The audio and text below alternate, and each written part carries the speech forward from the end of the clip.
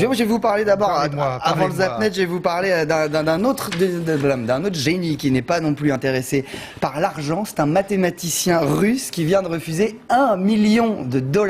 Il a résolu l'un des plus grands mystères mathématiques de ces 10 derniers siècles, rien que ça.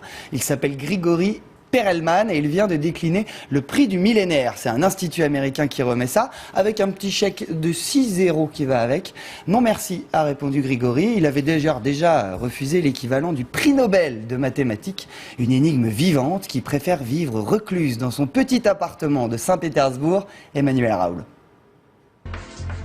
Des chiffres sur un tableau noir, oui, mais sur des billets verts, non.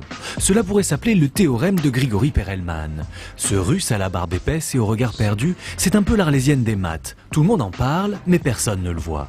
Dans les années 90, les prestigieuses universités américaines de Stanford et de Princeton lui proposent des ponts d'or.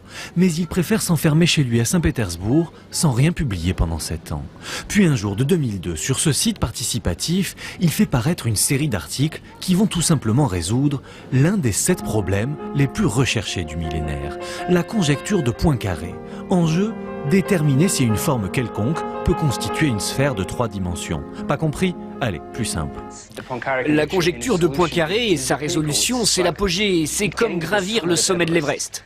Devant ce point final au problème de Poincaré, ses pairs décident en 2006 de lui attribuer la plus haute distinction des mathématiques. Mais Perelman la refuse et ne se déplace pas à la cérémonie.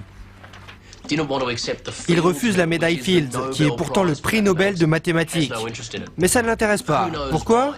Personne ne le sait. Est-ce un mystique? Certains avancent que Perelman croit que la science est vraiment pure. C'est sa découverte qui est importante. Dans une de ses très rares interviews lâchées derrière la porte fermée de son appartement, il s'est ainsi justifié. Cela n'a aucun intérêt pour moi. Tout le monde a compris que la démonstration était correcte et je n'ai besoin d'aucune autre reconnaissance. Et voilà pourquoi il vient de refuser le prix du millénaire et son $1 million offert par le prestigieux Institut Clay. Selon une de ses voisines, son appartement ne compterait qu'une table, un tabouret et un lit crasseux. Il aurait même cessé toute recherche scientifique. Tandis qu'il reste muet, le monde mathématique se perd en conjectures. Ah, c'est un pur et dur. Hein. Refuser $1 million, bah,